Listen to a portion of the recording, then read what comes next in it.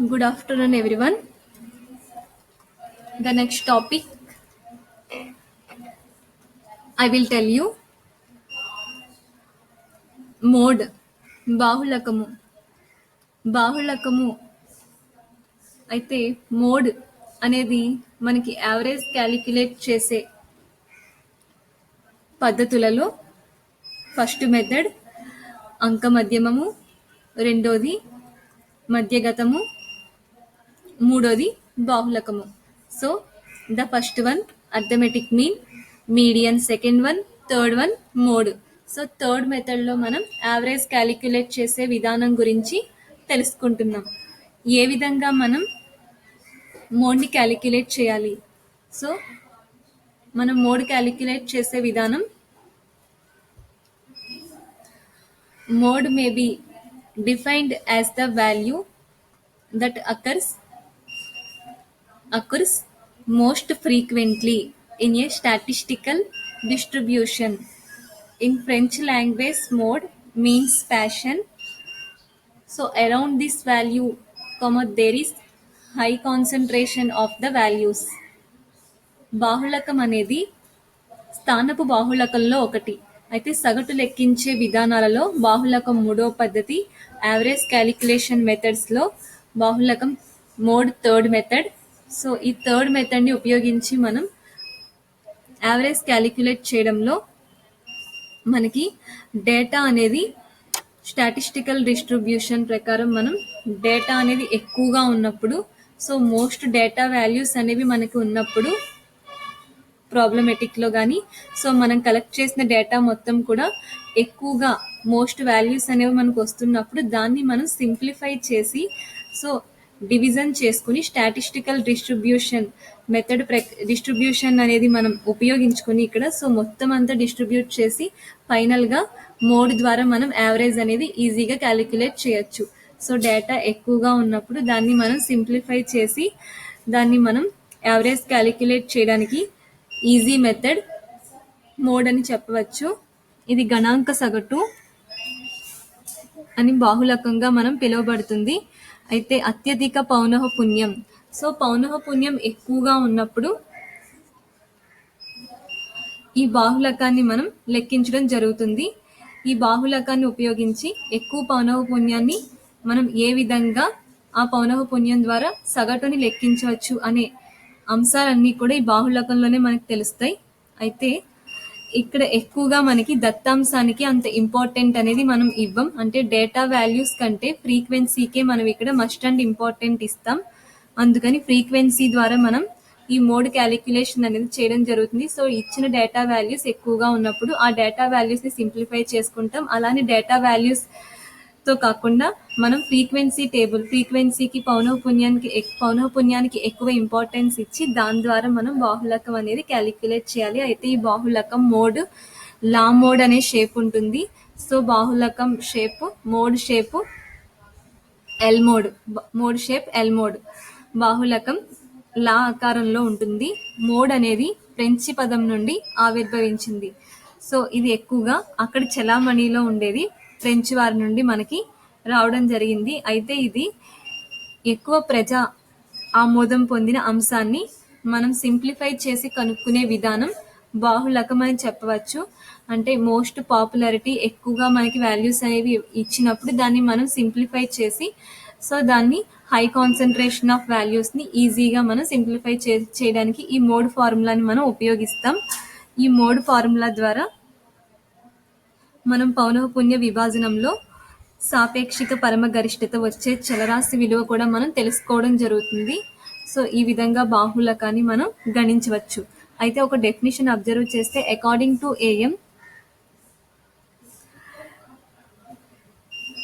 ఉటిల్, according to AM Util, mode is the value which has the greatest frequency density in its immediate neighborhood.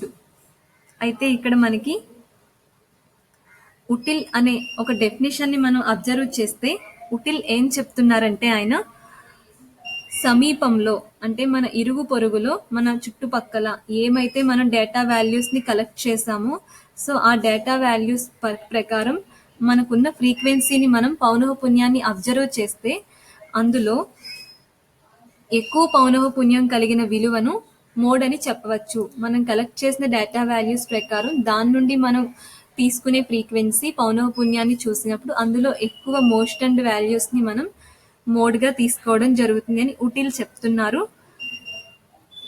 So ఈ విధంగా greatest వాల్యూకి మనం ఫ్రీక్వెన్సీలో important ఇవ్వడం జరుగుతుంది అని ఉటిల్ డెఫినిషన్ ప్రకారం తెలుసుకోవచ్చు. అంటే ఉటిల్ ప్రకారం సమీప ఇరుగు పొరుగులో అత్యధిక పౌనఃపున్యం కలిగిన విలువయే బాహుళకం. సమీప ఇరుగు పొరుగులో అత్యధిక పౌనఃపున్యం కలిగిన విలువయే బాహుళకం. Calculation of mode. సో మోడ్ని ఎలా క్యాలిక్యులేట్ చేయాలి? మోడ్ బాహుళకం మనం స్థానపు సగటులలో 1 అని చెప్తున్నాం. గణాంక సగటుగా దీన్ని తీసుకోవడం జరిగింది అని తెలుసుకున్నాం.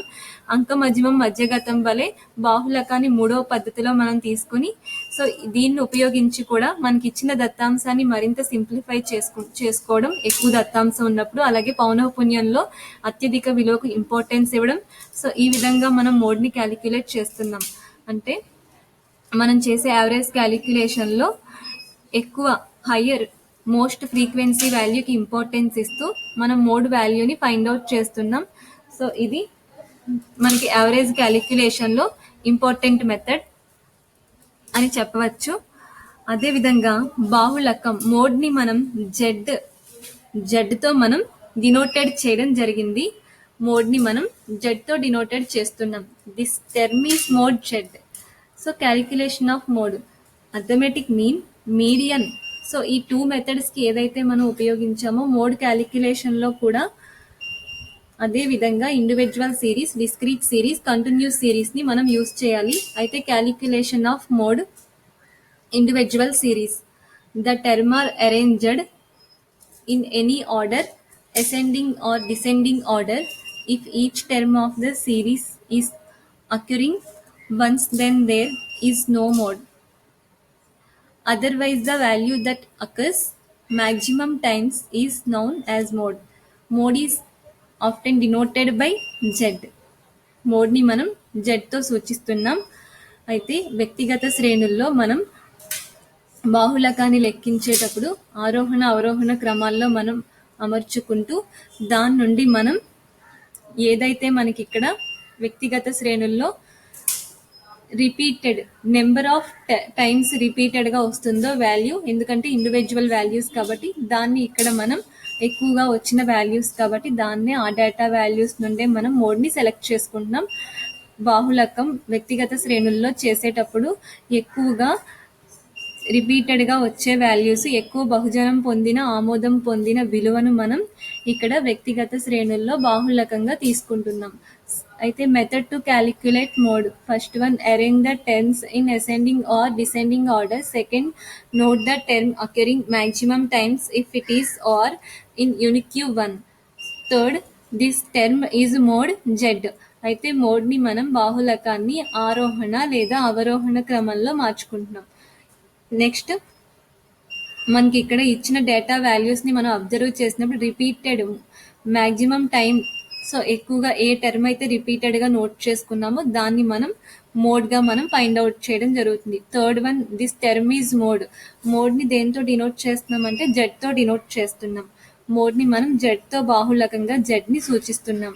ఒక ఎగ్జాంపుల్ అబ్జర్వ్ చేస్తే, find mode from the following data values 2, 12, 19, 22, 20, 19, 15, 16, 19, 14, 13, 20, 18, 19, 23, 18 ఇలా ఇవ్వబడిన వాల్యూస్ని మనం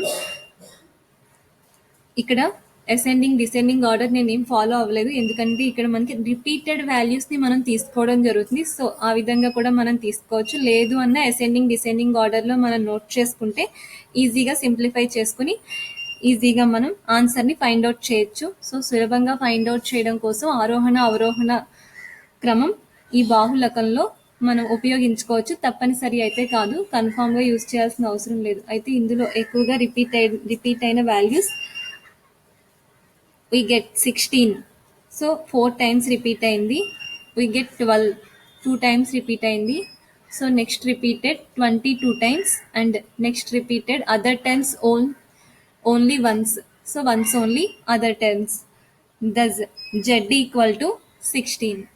ఫైనల్లీ ఇక్కడ మనకి ఈ విధంగా సింపుల్గా మనం ఎక్కువగా ఇందులో మోర్ టైమ్స్ రిపీట్ అయిన వాల్యూలో finally highest value so 16 4 times. So 16 బాహుళకంగా మనం తీసుకోవడం జరిగింది. ఎక్కువగా రిపీటెడ్గా వచ్చిన వాల్యూలు మనం ఈ విధంగా విభజించుకున్న తర్వాత అందులో అత్యధికమైన విలువతో అత్యధికమైన సార్లు ఇక్కడ రిపీటెడ్గా వచ్చిన వాల్యూ మాత్రం 16. అందుకని ఈ z ఈక్వల్ టు 16నే బాహుళకంగా తీసుకోవడం జరిగింది. Next discrete series. విచ్ఛిన్న శ్రేణులు. In a discrete series mode can be located in 2 ways. So విచ్ఛిన్న శ్రేణులను మనం దీన్ని ఉపయోగించి బాహుళకాన్ని ఎలా కనుక్కోవచ్చు, డిస్క్రీట్ సిరీస్లో మోడ్ ఎలా క్యాలిక్యులేట్ చేయాలి. ఇక 2 మెథడ్స్ లొకేట్ చేయడం జరిగింది. The first one by observation method, the second one grouping method. The first one by observation method. Observation method ద్వారా మనం వచ్చిన ఆన్సర్ గ్రూపింగ్ మెథడ్ ద్వారా ఫైండ్ అవుట్ చేసిన ఆన్సర్ రెండు ఈక్వల్గా వస్తాయి. సో ఈ రెండు ఈక్వల్ అయినప్పుడు మాత్రమే కరెక్ట్ ఆన్సర్ అని మనం ఫైండ్ అవుట్ చేసుకోవచ్చు. అయితే డిస్క్రీట్ సిరీస్లో ఫస్ట్ మెథడ్ ఉపయోగించి ఏ విధంగా చేయాలో చూద్దాం. అదేవిధంగా సెకండ్ మెథడ్ ఉపయోగించి కూడా ఏ విధంగా మోడ్ని క్యాలిక్యులేట్ చేయాలి. విచ్ఛిన్న శ్రేణుల ద్వారా మనం బాహుళకాన్ని ఏ విధంగా లెక్కించాలి. అయితే విచ్ఛిన్న శ్రేణుల ద్వారా బాహుళకాన్ని లెక్కించే విధానం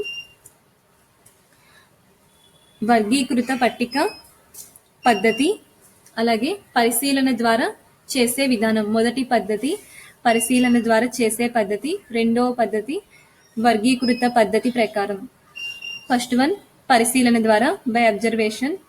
If the series is regular and normal mode can be located by identifying the highest frequency, the observation. The highest frequency will be the mode of the series. So observation having the highest frequency will be the mode of the series. ఇక్కడ మనం observation method ప్రకారం పరిశీలన ద్వారా మోడ్ని calculate చేసేటప్పుడు మనకి frequency సమ్లో ఇచ్చిన ఫ్రీక్వెన్సీలో highest ఫ్రీక్వెన్సీకి మనం ఇంపార్టెన్స్ ఇస్తూ ఏదైతే హైయెస్ట్ ఫ్రీక్వెన్సీ ఉందో సో దాని ఎదురుగా ఉన్న డేటా వాల్యూస్ ఎక్స్ వాల్యూలో నుండి మనం మోడ్ తీసుకోవడం జరుగుతుంది. పరిశీలన ద్వారా ఈ పద్ధతిలో బాహుళకాన్ని లెక్కించుటకు పౌనఃపున్యంలోని చలరాశి విలువలో అతి ఎక్కువ విలువను అత్యధికమైన విలువను మనం తీసుకొని దాన్ని మోడ్ కింద గుర్తించకూడదు. దాని ఎదురుగా ఉన్న దత్తాంశం ఎక్స్ వాల్యూలో నుండి బాహుళకం మోడ్గా మనం గుర్తిస్తున్నాం. Second method grouping method. Some time mode identification becomes impossible by inspection as concentration of frequencies is not in a unique manner or fashion as desired for this method. For such a distribution we have to prepare. So ఇక్కడ మనం వర్గీకృత పద్ధతి ప్రకారం observe చేసినప్పుడు 6 వరుసలు తీసుకుని మనం బాహుళకాన్ని కనుక్కోవాలి. ఇక్కడ ఐడెంటిఫికేషన్ చేస్తే వర్గీకృత పద్ధతి ప్రకారం మనం పరిశీలన ద్వారా అయితే ఫ్రీక్వెన్సీలో అత్యధికమైన విలువను తీసుకుని దాని నుండి మనం ఎక్స్ వాల్యూని తీసుకున్నాం. అలాగే ఇక్కడ కూడా మనం గ్రూపింగ్ మెథడ్లో కూడా ఒక 2 టేబుల్స్ని ప్రిపేర్ చేయాల్సి ఉంటుంది. ఫ్రీక్వెన్సీ డిస్ట్రిబ్యూషన్ టేబుల్స్ని ప్రిపేరింగ్ చేసి సో దాని నుండి ఫైనల్గా గ్రూపింగ్ మెథడ్ ద్వారా మోడ్ని ఫైండ్ అవుట్ చేయాలి. మోడ్ ఐడెంటిఫికేషన్ కోసం ఫ్రీక్వెన్సీని మనం మెయిన్ ఇంపార్టెన్స్ ఇస్తూ ఫ్రీక్వెన్సీని బేస్ చేసుకుని మనం దాని నుండి 2 టేబుల్స్ ప్రిపేర్ చేసి గ్రూపింగ్ టేబుల్ అనాలిసిస్ టేబుల్ ద్వారా మనం ఫైనలీ మోడ్ ఆన్సర్ని ఫైండ్ అవుట్ చేయాల్సి ఉంటుంది. So finally the first one method grouping table. It has 6 steps as given below.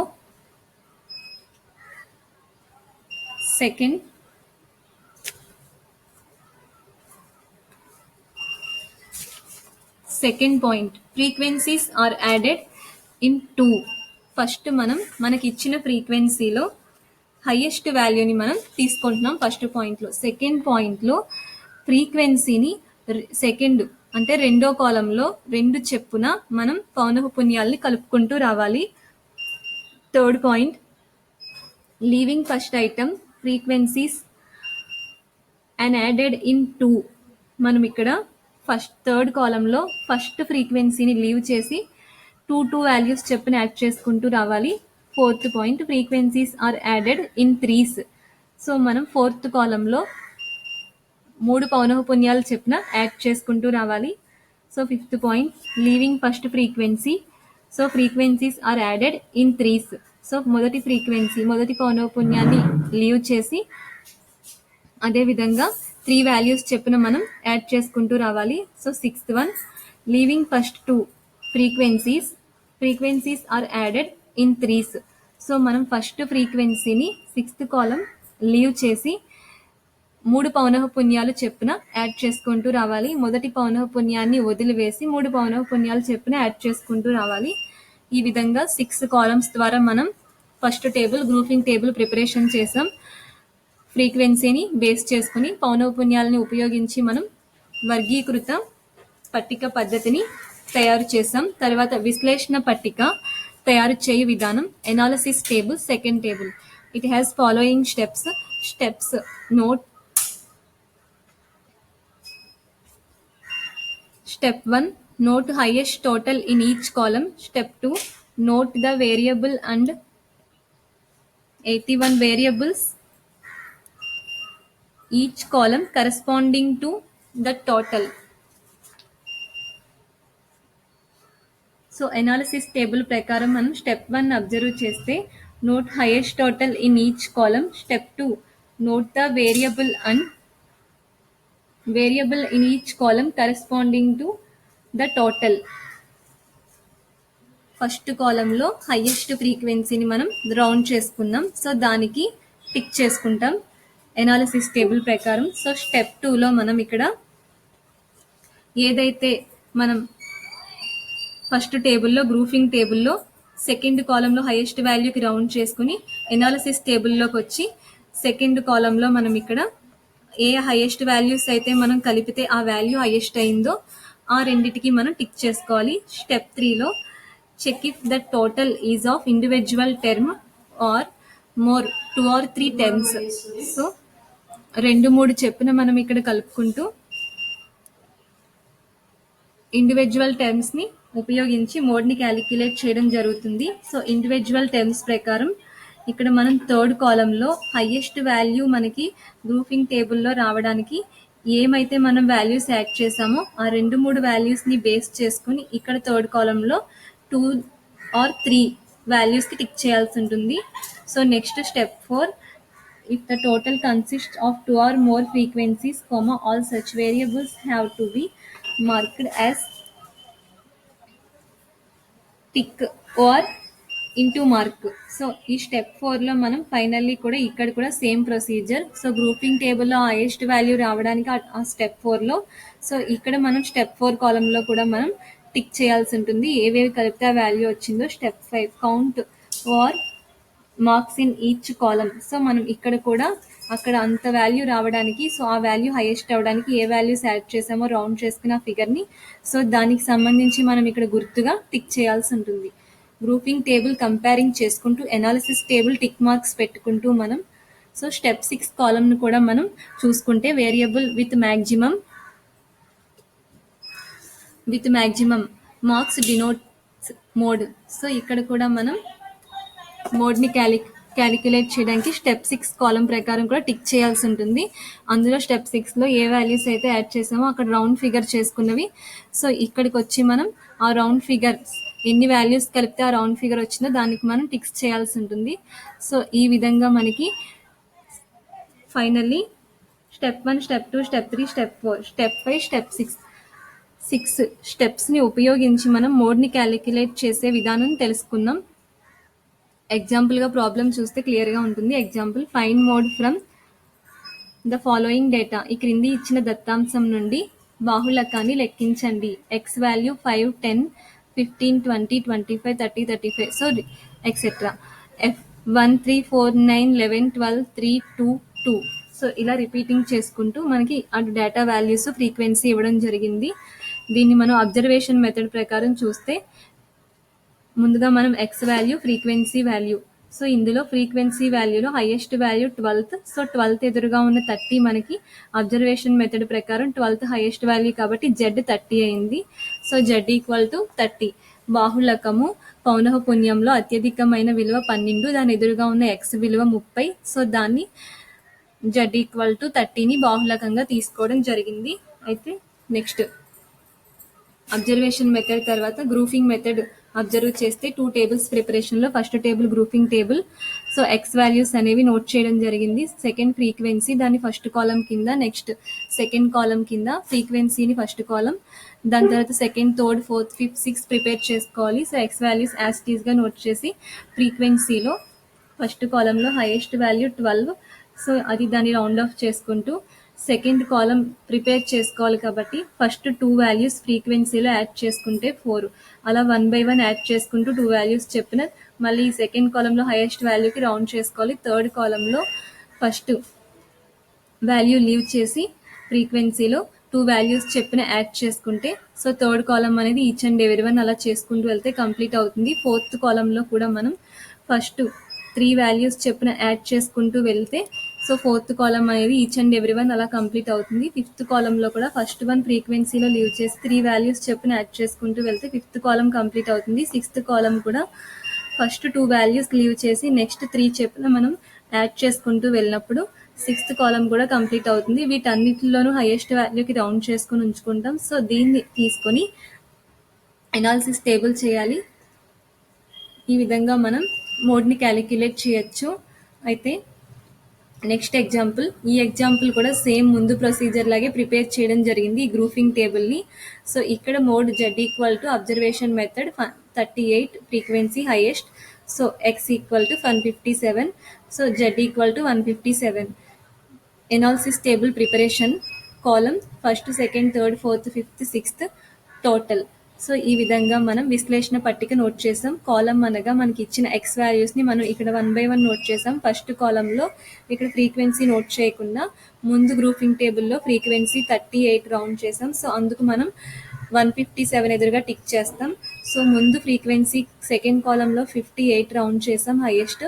ఈ వాల్యూకి మనం ఏం యాడ్ చేసాం, సో దాన్ని 2038 అంటే 156, 157. సో ఈ రెండింటికి మనం టిక్ చేసుకున్నాం. థర్డ్ కాలంలో ముందు ఫ్రీక్వెన్సీ కాలంలో హైయెస్ట్ 48 అంటే వీటిని ఏ వాల్యూస్ కలిపాం పౌనఃపున్యంలో కంపేర్ చేసుకుంటే 3810. సో వీటి ఎదురుగా ఉన్న ఎక్స్ వాల్యూకి మనం టిక్ చేసుకోవాలి 157, 158. సో రిమైనింగ్ కూడా సేమ్ అదే ఫాలో అవుతాం. అయితే ఫోర్త్ కాలంలో కూడా మనం 3 వాల్యూస్ చెప్పిన యాడ్ చేసాం 38, 10, 8. సో 56. దీనికి గాను మనం ఎక్స్ వాల్యూకి టిక్ చేసుకుంటాం 157, 158, 159. ఫిఫ్త్ కాలం. సో ఫిఫ్త్ కాలంలో అబ్జర్వ్ చేస్తే highest value 76. So first value leave చేసి 3 వాల్యూస్ యాడ్ చేసాం 18, 20, 38, 155, 156, 157.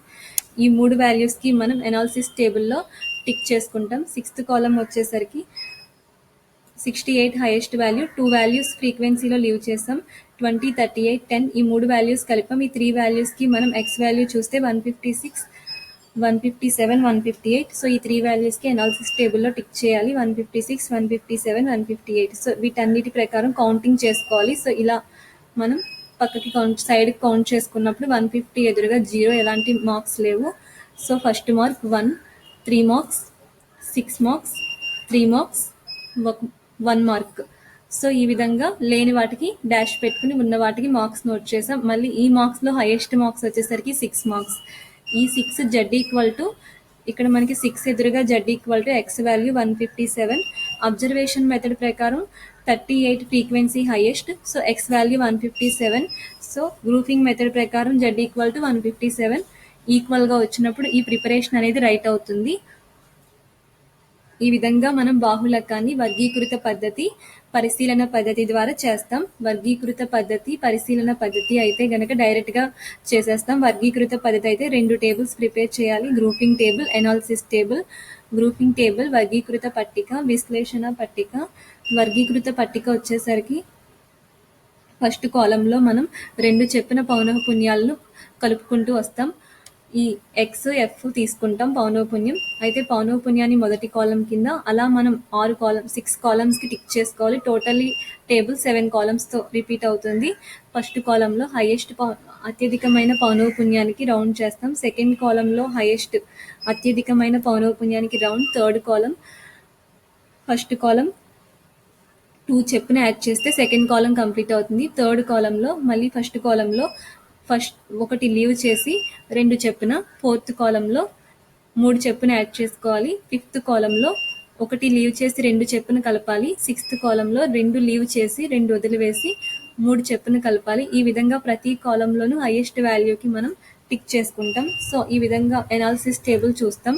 అవి ప్రతి కాలంలో కూడా అలా రౌండ్ చేయడానికి ఏవే వాల్యూస్ కలిపామో పౌనఃపున్యంలో ఆ వాల్యూస్ ఎదురుగా ఉన్న ఎక్స్ వాల్యూస్ని మనం ఇక్కడ మోడ్ బాహుళకంగా తీసుకోవడం జరుగుతుంది. అంటే ఆ వాల్యూస్ ఎదురుగా ఉన్న ఎక్స్ వాల్యూస్ని మనం టిక్ చేసుకుంటూ వెళ్తాం.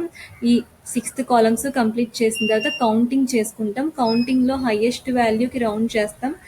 ఈ మార్క్స్లో హైయెస్ట్ వాల్యూ ఎదురుగా ఉన్న ఎక్స్ వాల్యూని 157 మోడ్ అవుతుంది.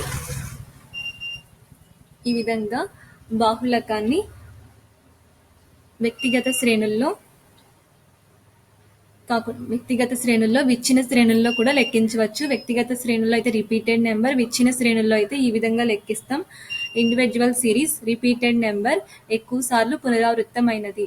విచ్ఛిన్న శ్రేణులు అయితే కనుక grouping table, analysis table, observation మెథడ్ని ఫాలో అవుతాం. ఆ విచ్ఛిన్న శ్రేణుల్లో కూడా సేమ్ రిపీటెడ్గా ఫాలో అవుతాం. గ్రూపింగ్ టేబుల్, ఎనాలిసిస్ టేబుల్ కామన్గా ఫాలో అవుతాం. కాకపోతే అక్కడ ఫార్ములా అనేది చేంజ్ అవుతుంది. X value 110, 112, 113. సో ఇలా మనకి డేటా వాల్యూస్ ఇవ్వడం జరిగింది. ఇది విచ్ఛిన్న శ్రేణుల్లో ఉంది. సో కంటిన్యూస్ సిరీస్ చూస్తే, in the case of continuous series we go only one step ahead of the method. For discrete series we get the value of mode by interpolation, as in the case with median. The following formula is used to calculate mode z.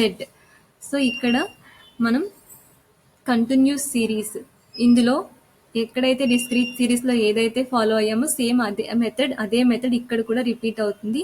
So అదే పద్ధతిని ఉపయోగించి మనం ఇక్కడ కూడా అవే ఫార్ములాస్తో మనం మోడ్ని calculate చేస్తాం. అయితే ఇక్కడ కొత్త ఫార్ములా ఒకటి ఇంక్లూడ్ అయింది, important formula. If model value lies in any other interval then with highest frequency the following method is suggested to calculate mode.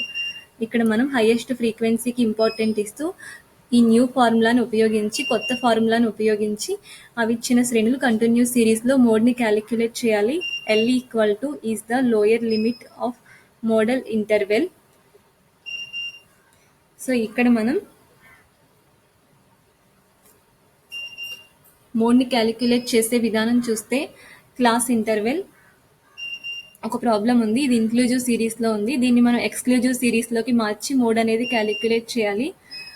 Exclusive సిరీస్లోకి మార్చడానికి క్లాస్ ఇంటర్వెల్లో 1 డిఫరెన్స్ ప్రతి వాల్యూకి ఫ్యాక్టర్కి ఉంది. ఆ 1/2 చేస్తే 0.5 వస్తుంది. సో ఈ 0.5ని lower limit first factor class ఇంటర్వెల్లో 1లో నుండి లెస్ చేయాలి. అప్పర్ లిమిట్ అయితే కనుక అదే 0.5ని యాడ్ చేస్తాం. So second factor, third factor రిపీటెడ్గా చేస్తాం. ఆల్రెడీ అర్థమెటిక్ మీన్లో ఏదైతే ప్రొసీజరో same procedure. By observation method, first method inclusive సిరీస్లో నుండి ఎక్స్క్లూజివ్ సిరీస్లోకి మార్చితే 0.5 to 10.5, 10.5 to 20.5 ఇలా రిపీటెడ్ వాల్యూస్ మనం నోట్ చేయడం జరిగింది. సో 1 by 1 నోట్ చేసిన తర్వాత ఫ్రీక్వెన్సీని అబ్జర్వ్ చేస్తే ఏదైతే లెక్కలో ఇవ్వడం జరిగిందో దాన్ని మాత్రమే ఇక్కడ నోట్ చేస్తాం. ఇక్కడ ఎలాంటి చేంజెస్ ఉండవు, సేమ్ యాస్టీస్గా నోట్ చేస్తాం. Mode class interval table close చేయాలి, టోటల్స్ లేవు. So mode class interval, mode lies class interval. So ఈ మోడ్లైజ్ క్లాస్ ఇంటర్వెల్ అనేది మనకి ఫ్రీక్వెన్సీలో హైయెస్ట్ వాల్యూ 78 ఎదురుగా ఉన్న 20.5 to 30.5 మోడ్లైజ్ క్లాస్ ఇంటర్వెల్. దీనికి న్యూ ఫార్ములా, ఇది అబ్జర్వేషన్ మెథడ్లో ఉంది. Z equal to L1 plus F1 minus F0 by 2F1 minus F0 minus F2 into L2 minus L1. So here L1 equal to lower limit 20.5, L2 equal to 30.5, F1 equal to highest value 78.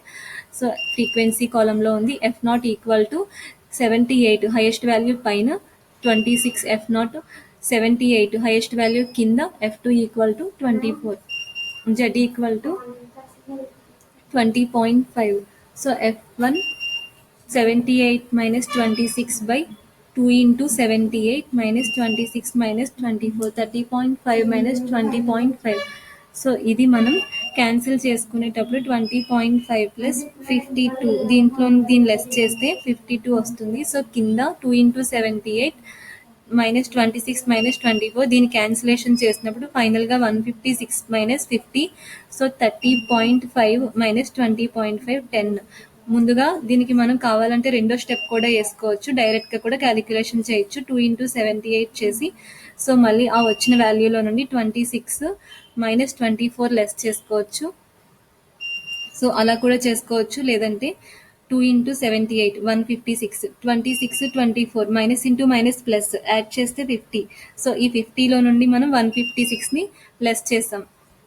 2 × 78 156 so 26 minus into minus plus కనుక 26 plus 24 so ఈ రెండు add చేయగా 50. So ఈ వాల్యూలో నుండి మనం ముందు multiply చేసిన 156 గుణించిన దాన్ని తీసేస్తాం. లెస్ చేస్తే 20.5 next step 20.5 plus 52 into 10 520 by 156 minus 50 106 equal to divide చేయగా 4.90. సో ఫైనల్లీ ఇక్కడ మనం L1 ప్లస్ లాస్ట్లో యాడ్ చేసుకుంటాం 26.90.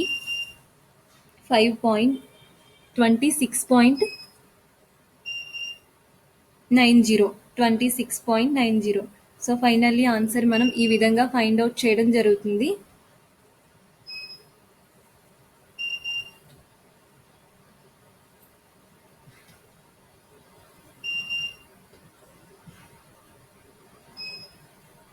నెక్స్ట్ గ్రూపింగ్ మెథడ్ టేబుల్ కూడా మనం ప్రిపేర్ చేసుకోవాలి. అలాగే ఎనాలిసిస్ టేబుల్ కూడా ప్రిపేర్ చేయాలి. ఇది grouping table group analysis table ద్వారా సెకండ్ మెథడ్ కంప్లీట్ అవుతుంది. సో ఇది డిస్క్రీట్ సిరీస్లో ఏదైతే ప్రొసీజరో ఇక్కడ కూడా అదే procedure. X values class intervals note చేసుకున్నాం. సో ఫ్రీక్వెన్సీస్ నోట్ చేసుకున్నాం. Second third fourth fifth sixth columns mark చేసుకున్నాం. సేమ్ అక్కడ ఎలా అయితే యాడ్ చేసామో ఇక్కడ కూడా అదే విధంగా ముందు డిస్క్రీట్ సిరీస్లో ఏదైతే మనం ప్రొసీజర్ ఉందో అదే ప్రొసీజర్ ఇక్కడ అప్లై చేస్తాం. సో నెక్స్ట్ ఎనాలిసిస్ టేబుల్కి వచ్చేసరికి కాలం ఎక్స్ వాల్యూస్ తీసుకున్నాం. సో డిస్క్రీట్ సిరీస్లో ఏవైతే తీసుకున్నామో ఇక్కడ కూడా ఎక్స్ వాల్యూస్ని సేమ్ నోట్ చేస్తాం, అప్లై చేస్తాం.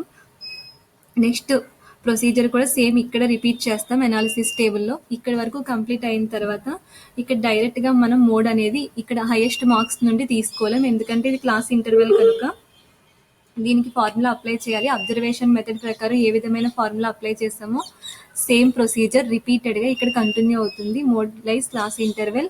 సో ఏదైతే హైయెస్టో దాన్ని ఇక్కడ నోట్ చేసాం. సో దానికి ఫార్ములా నోట్ చేసి అప్లై చేస్తే ఫైనల్ ఆన్సర్ వచ్చేసరికి 25.40 ఆన్సర్ వచ్చింది.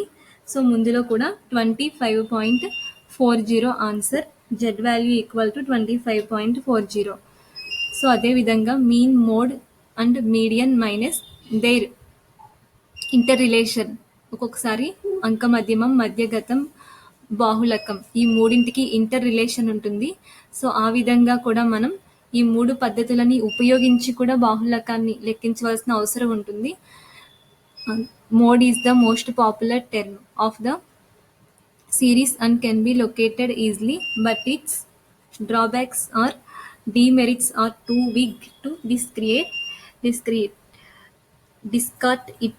It cannot be further treated algebraically also. ఈ అంకమధ్యమం, మధ్యగతం, బాహుళకం ఈ మూడు పద్ధతులకి ఉపయోగించి ఇంటర్ రిలేషన్ సో కనెక్షన్ ఉన్నప్పుడు సో దాని నుండి మనం మోడ్ని క్యాలిక్యులేట్ చేసే ప్రొసీజర్ తెలుసుకుంటే దానికి ఒక ఫార్ములా ఉంది. సో ఆ formula therefore Z equal to 3 × median minus 2 × mean, Z equal to 3 × M minus 2 × X బార్గా కూడా మనం డినోటెడ్ చేయొచ్చు. This formula was expressed by. So thus going through the pros and cons after these three, we find that mean has certain merits over the other two measures, but it does not lower the merits of the other two. ఇక్కడ మనం అంక మధ్యమం, మధ్యగతం, బాహుళకం, mean, mode, median so 3 మెథడ్స్ని use చేసి mode అనేది calculation చేస్తున్నాం. Although mean is most popular and important average, but still there are fields where median and mode are best suited for unimodal frequency distribution. దీన్ని మనం యూనిమోడల్ frequency డిస్ట్రిబ్యూషన్గా ఈ విధమైన పద్ధతిని average calculate చేయడానికి ఉపయోగించినందుకు మనం చెప్పడం జరిగింది. So Karl Pearson as follows. ఇక్కడ ప్రోస్ అండ్ కాన్స్ వారు మనకి ఈ విధంగా డెఫినేషన్ ఇచ్చారు. అలాగే Karl Pearson as follows. Karl Pearson formula ఉపయోగించి మనం మోడ్ క్యాలిక్యులేట్ చేయాలి. For moderately skewed distribution the empirical relationship between mean, mode and median has been expressed by Karl Pearson. Z equal to 3 into median minus 2 into mean. So ఈ ఫార్ములాని మనం Z equal to 3m minus 2 into X bar. అయితే ఒక example చూస్తే ఈ example ప్రకారం మనం డైరెక్ట్గా ఇలా మనకి అంటే బాహుళకాన్ని మనం డైరెక్ట్గా ఒక తరగతి అంతరం వచ్చి మనకి ఒకటే అత్యధికపు విలువ పౌనఃపున్యం వచ్చినప్పుడు మనం డైరెక్ట్ ఫార్ములాతో చేసేస్తాం మోడ్ని. మనకి ఇచ్చిన ఫ్రీక్వెన్సీ కాలంలో హైయెస్ట్ వాల్యూ ఒక్కటే వస్తే డైరెక్ట్గా ఫార్ములా అప్లై చేయొచ్చు. అంతకంటే ఎక్కువ వాల్యూస్ రిపీటెడ్గా హైయెస్ట్ వాల్యూస్ వస్తే అప్పుడు కంటిన్యూస్ సిరీస్లో మనం ఏ విధంగా మోడ్ని క్యాలిక్యులేట్ చేయాలి. సో అందుకోసం ఈ mean, median, mode interrelation ఫార్ములాతో మనం మోడ్ని క్యాలిక్యులేట్ చేస్తున్నాం. ఇది కార్ల్ పియర్సన్ ఫార్ములా ద్వారా మనం ఉపయోగిస్తున్నాం. దీనికి ప్రోస్ అండ్ కాన్స్ వారు మనకి డెఫినేషన్ ఇవ్వడం జరిగింది. సో ఆ డెఫినేషన్ అనుసరించి కార్ల్ పియర్సన్ మెథడ్లో ఫార్ములా డిసైడ్ చేసాం. గ్రూపింగ్ మెథడ్, దీనికి అబ్జర్వేషన్ మెథడ్ అవసరం లేదు, డైరెక్ట్గా గ్రూపింగ్ మెథడ్ ఒకటి అప్లై చేసుకోవచ్చు. గ్రూపింగ్ టేబుల్, సో సేమ్ ఏదైతే మనం ప్రొసీజర్ ఉందో నార్మల్ ప్రొసీజర్ని ఇక్కడ అప్లై చేస్తాం. కంటిన్యూస్ సిరీస్ మోడ్ క్యాలిక్యులేషన్, దీనికి ఎలాంటి కొత్త మోడల్స్ లేవు. సో నెక్స్ట్ అనాలిసిస్ టేబుల్ కూడా రిపీటెడ్గా సేమ్ చేసుకుంటాం. ఇక్కడ వరకు వచ్చిన తర్వాత టోటల్ 2 రిపీటెడ్ వాల్యూస్ వచ్చాయి, 5, 5. ఈ 2 ఎక్కువ మార్క్స్. దీనికి మనం 2 క్లాస్ ఇంటర్వెల్స్ ఇస్తున్నాం మోడ్లైజ్. మరి రెండిట్లో ఏది మోడ్గా తీసుకోవాలి, దేన్ని బాహుళకంగా తీసుకోవాలి. అప్పుడు మనం ఈ మీన్, మీడియన్ 2 క్యాలిక్యులేట్ చేసి అప్పుడు ఫైనల్గా మోడ్ని అప్లై చేయాలి. Thus going through the pros and cons of R3, we find that mean has certain merits over the other two measures, but it does not lower the merits of the other two. So mean calculation చేయాలి first of all. Second వచ్చేసరికి median, final mode. ఈ 3 క్యాలిక్యులేషన్స్ని మనం mode ఫార్ములాలో apply చేసి ఆన్సర్ని find out చేయడం జరుగుతుంది. Mean calculation arithmetic మీన్లో ఎలా చేస్తామో సేమ్ అదే procedure. Class interval, frequency, median, dm, fdm. So ఇక్కడ మనం 5 కాలమ్స్ తీసుకోవడం జరిగింది. ఇచ్చిన ప్రాబ్లమ్ని సేమ్ యాజ్ ఇట్ ఈస్గా క్లాస్ ఇంటర్వెల్, ఫ్రీక్వెన్సీ, తరగతి అంతరం, పౌనఃపున్యంలో నోట్ చేసాం. పౌనఃపున్యం మొత్తం సంకలనం చేసాం, ఫ్రీక్వెన్సీని టోటల్ చేయాలి. సో మిడ్ వాల్యూస్ క్లాస్ ఇంటర్వెల్గా ఇచ్చినప్పుడు దాన్ని మనం మిడ్ వాల్యూస్గా చేంజ్ చేసేయాలి, మార్చుకోవాలి. దానికి L1 + L2/2 ఫార్ములా ఉంది, 0 + 5/2. So each and every one ఫ్యాక్టర్కి కూడా ఆ ఫార్ములాని అప్లై చేస్తాం. సో మిడ్ వాల్యూస్లో మనం ఫస్ట్ వాల్యూకి ఎస్యూమెడ్ మీన్ని సెలెక్ట్ చేసి పెట్టుకుంటాం. దీన్ని మనం దేనికోసం అంటే డిఎం కాలమ్ని కంప్లీట్ చేయాలి. దీని యొక్క key point small m - a. Small m 2.5 first value, A value assumed mean 2.5, less చేస్తే 0. Second small m - a, same. Second small m 7.5, assumed mean 2.5. So 7.5లో నుండి ఎస్యూమెడ్ మీన్ 2.5 లెస్ చేస్తే 5. ఈ విధంగా మనం ఈ స్మాల్ m వాల్యూస్ మిడ్ వాల్యూస్లో నుండి assumed mean ఒకటే నెంబర్ని, లీస్ట్ నెంబర్ని సెలెక్ట్ చేసుకున్నప్పుడు పాజిటివ్ వాల్యూస్ వస్తాయి. సో ఆ విధంగా సెలెక్ట్ చేసుకుని అన్నీ లెస్ చేసుకుంటూ వెళ్తే డిఎం కాలం కంప్లీట్ అవుతుంది. ద లాస్ట్ వన్ ఎఫ్డిఎం కాలం. ఎఫ్డిఎం కాలంలో మనం ఫ్రీక్వెన్సీ కాలంని, డిఎం కాలంని మల్టిప్లై చేయాలి. సో ఈ రెండింటిని మల్టిప్లై చేసినప్పుడు మనకి నెంబర్ ఆఫ్ వాల్యూస్ అనేవి ఇక్కడ ఈచ్ అండ్ ఎవ్రీ వన్ ఆర్డర్లో నోట్ చేసాం మనం. ఈ విధంగా మొత్తం అయిన తర్వాత ఫ్రీక్వెన్సీ కాలం టోటల్, అలాగే సిగ్మా ఎఫ్డిఎం టోటల్, ఈ 2 చేసి పెట్టుకున్న తర్వాత నెక్స్ట్ ఫార్ములా అప్లై చేసుకోవాలి. దీని formula therefore x bar equal to A plus sigma fdm. Here A equal to assumed mean 2.5, అదేవిధంగా sigma fdm total, last column total 1940, n equal to 100.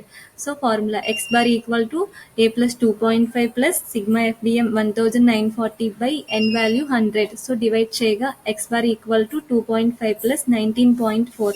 ఈ 2.5 assumed mean లాస్ట్లో add చేస్తే x bar equal to 21.9. Mean X bar equal to 21.9. Median. So median కూడా ఇంతకుముందు మనం ఏదైతే procedure నేర్చుకున్నామో same procedure apply చేస్తాం. మీడియన్కి ఇక్కడ ఎలాంటి చేంజెస్ లేవు. Class interval, frequency, cumulative frequency.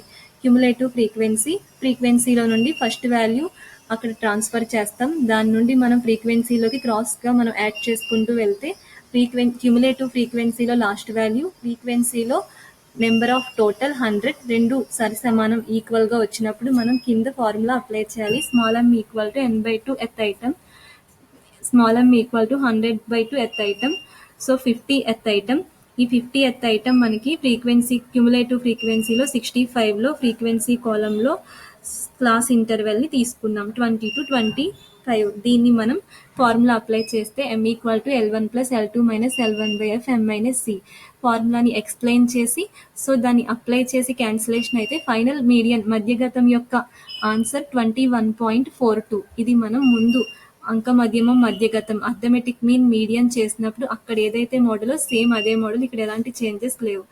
ఇక్కడ మోడ్ దేర్ఫోర్ మనం మోడ్ క్యాలిక్యులేషన్ చేస్తున్నాం. రెండు వాల్యూస్ అత్యధికంగా వచ్చాయి, మోర్ రిపీటెడ్ ఎక్కువ వాల్యూస్ ఉన్నాయి. సో అందుకని ఈ method mode equal to 3 into median minus 2 into means formula 3 into median 3 into median answer so 21.42 mean answer. So mean calculate చేసాం, మీన్ ఆన్సర్ 21.9. ఈ రెండింటిని ఇక్కడ అప్లై చేసాం. ఇక్కడ 3 మీడియన్ అని ఉంది కదా అంటే 3 ఇంటూ మీడియన్, 2 మీన్ అని ఉంది అన్నప్పుడు 2 ఇంటూ మీన్. సో నెక్స్ట్ ఈ రెండింటిని మల్టిప్లై చేస్తే 64.26, 2 ఇంటూ 21.9 మల్టిప్లికేషన్ చేస్తే 43.8. ఈ రెండింటిని గుణించాలి 3 ఇంటూ 21.42ని, అదేవిధంగా 2 ఇంటూ 21.9ని గుణించాలి. ఇవి గుణించిన తర్వాత లెఫ్ట్ రైట్ వాల్యూస్ని మనం గుణించుకున్న తర్వాత వీటిని మైనస్ ఇక్కడ కనిపిస్తుంది కాబట్టి సో లెస్ చేయాలి. 64.26 మైనస్ 43.8 తీసేస్తే ఫైనల్గా మోడ్ 20.46. ఈ విధంగా మనం రెండు వాల్యూస్ అత్యధికంగా వచ్చినప్పుడు చేయడం జరుగుతుంది. ఈ విధంగా మనం అంక మధ్యమం మధ్యగతం బాహుళకం కనుక్కోవడం జరిగింది. Average calculation measures of central టెండెన్సీలో arithmetic mean, median, mode, individual series, discrete series, continuous సిరీస్లో ఏ విధంగా చేయాలి అనేది మనం తెలుసుకున్నాం. వ్యక్తిగత శ్రేణులు, విచ్ఛిన్న శ్రేణులు, అవిచ్ఛిన్న శ్రేణులు, అర్థమెటిక్ మీన్కి, మీడియన్కి, మోడ్కి, మధ్యగతం, అంక మధ్యమం, మధ్యగతం, బాహుళకం 3 పద్ధతులకి అప్లై చేసాం. So thank you.